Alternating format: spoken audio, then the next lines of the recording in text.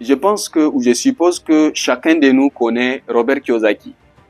Ou disons, vous connaissez Père riche, Père pauvre. Ok. Et il a développé un concept qu'il a appelé le cadran du cash flow.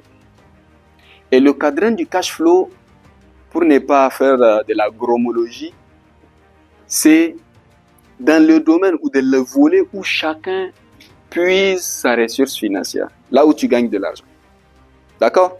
Et il a classé les gens en 4 catégories. Première catégorie, donc c'est qu'on connaît ici, employés. Employés, médecins, militaires, avocats, d'accord, informaticiens, etc., etc. Et la plupart des gens, ok, se retrouvent ici, employés.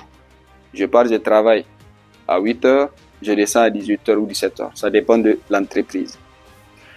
Et là, ce qu'il faut comprendre est que chaque cadran a ses avantages et ses inconvénients, ou disons ses limites. Ici, ensuite, nous avons quoi? Nous avons les self-employed. Les self-employed, c'est les travailleurs indépendants, les consultants. Les menuisiers, les électriciens, les mécaniciens, et même des conférenciers, consultants. Même les enseignants, la plupart des enseignants sont des consultants. Donc eux, ils travaillent partiellement, soit dans leur propre compte ou bien dans le compte d'une personne bien déterminée. Ensuite, nous avons le business owner. Ici, c'est l'entrepreneur. D'accord? L'entrepreneur, lui, il a une entreprise qu'il dirige. Il crée de la valeur, il crée des solutions pour les gens. Ça peut aller? Ensuite, nous avons l'investisseur. Et vous allez voir qu'il y a des gens, tu ne sais pas ce qu'il fait, il se réveille le matin à 10h ou à midi, il sort dans sa voiture 4x4, il revient à 16h, il vous donne de l'argent pour faire du thé. Tu te demandes où est-ce qu'il trouve de l'argent? C'est des investisseurs la plupart du temps. Ça peut aller? Donc ici, je vais vous dire, ici, si tu veux être tranquille, tu ne veux pas de problème. Parce que au Niger, la plupart des gens, ils font l'erreur de dire, ok, parce qu'il n'y a pas d'emploi, je vais aller créer une entreprise. Je pense que tout à l'heure, c'est de ça que vous parlez quand j'étais venu. Parce que c'est faux, hein.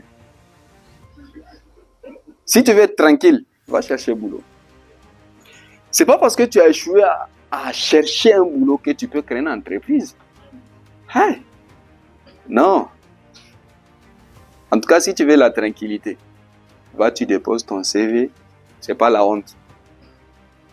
Parce qu'on connaît tous des entrepreneurs fauchés. Ils disent qu'il est entrepreneur, même pour se déplacer, c'est des complications. Même pour manger, il faut aller demander les parents. Donc, au lieu de garder la tête haute que tu es entrepreneur, endetté, va chercher ton boulot. Oui. On se comprend. Pour ça, je dis, moi, je suis venu vous dire la vérité. Donc, la limite que je trouve, je ne dis pas que c'est un inconvénient, la limite que je trouve quand vous êtes entrepreneur, parce que moi, je connais des gens qui touchent 5 millions par mois, des employés au Niger. Je connais beaucoup, pas une personne.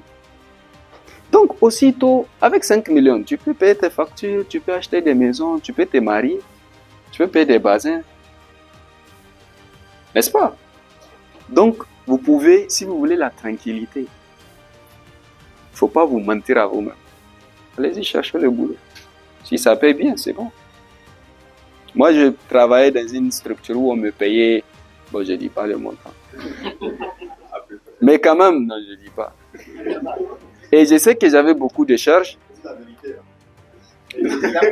C'est un secret professionnel. Secret professionnel. D'accord? Je vous assure, quand je finis, je ne dis pas. Je vais leur faire de la publicité, ils n'ont pas payé. Vous voyez? Et je vous assure, la fin du mois, je dégage toutes les dépenses. Carburant, facture, eau, électricité, de la tout.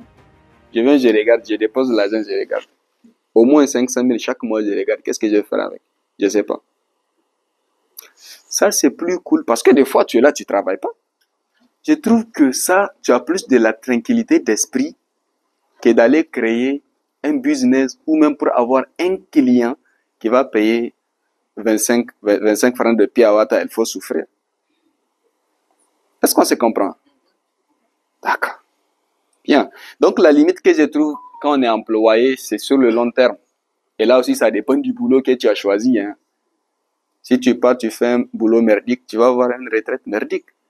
Si tu fais un travail digne du respect, tu vas faire une retraite digne aussi. Ça peut aller. Donc, si vous vous sentez pas prêt à entreprendre, cherchez boulot. Si vous avez un boulot, travaillez, excellez dedans. Ça peut aller. Donc, ensuite, les self-employed, les gens qui disent, ah, moi, je vais être mon propre boss. Et la plupart des gens qui pensent qu'ils sont des entrepreneurs ne sont pas en réalité des entrepreneurs, mais ils sont des consultants, des travailleurs indépendants. Parce que s'il n'est pas là, l'entreprise ne fonctionne pas. Moi, je travaille dans des structures où même pour décrocher un appel, si le directeur ou la directrice n'est pas là, tu ne décroches pas. Oui. Ça veut dire que quand la personne part en vacances, c'est fermé. Et tous les gens qui se disent entrepreneurs, leur boîte fonctionne comme ça. Ça, c'est pas entrepreneuriat. Toi et le menuisier du quartier, là, c'est la même chose. Parce que lui, c'est quand il y a travail, il vient. Quand il n'y a pas de travail, il part dans ses affaires.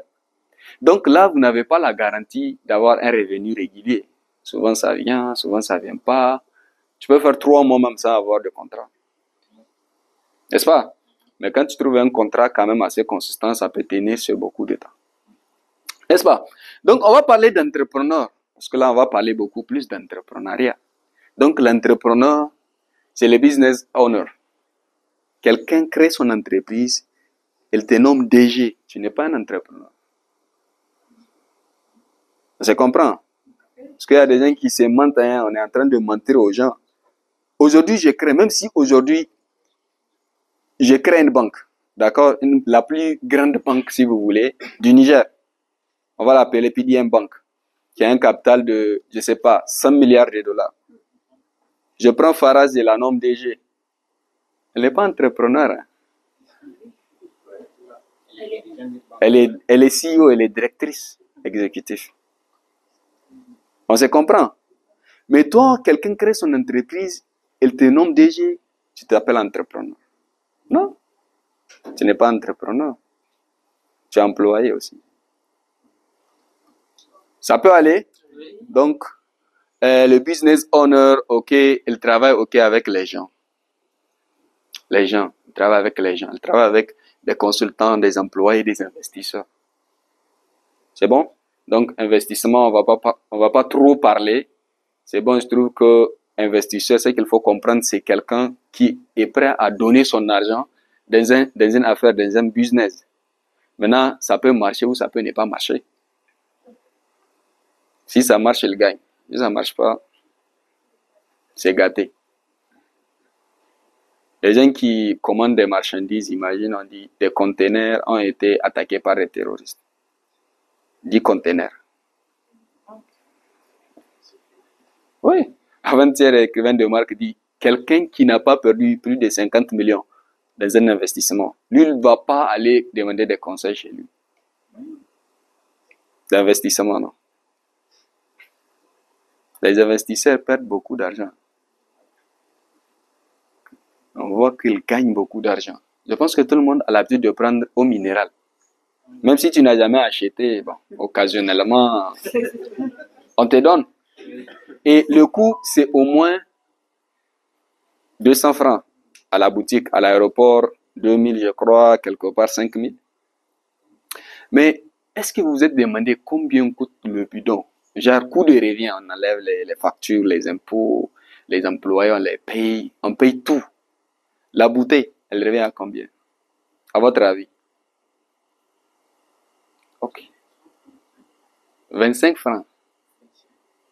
Donc, imaginez quelqu'un qui investit dans un projet où la bouteille lui revient à 25 francs et il te vend ça à 1000 francs ou il te vend ça à 5000. Bon, c'est normal. Qu'elle gagne beaucoup d'argent, n'est-ce pas? Il faut mettre les risques également liés aux incendies. L'entreprise peut brûler, par exemple. N'est-ce pas?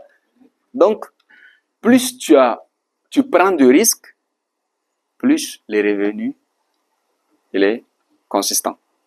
Ça peut aller. Donc, je pense que si tu es entrepreneur, toi-même tu sais, à partir d'aujourd'hui, Si tu es entrepreneur, tu sais. Si tu n'es pas entrepreneur aussi, c'est bon. D'accord. Ça, c'est une partie de la vérité. On continue. D'accord? Reviens. Vous notez, on prend les questions à la fin. Et l'avantage est que vous pouvez travailler en même temps dans tous ces cadrans. Vous pouvez être, OK, self-employed, consultant.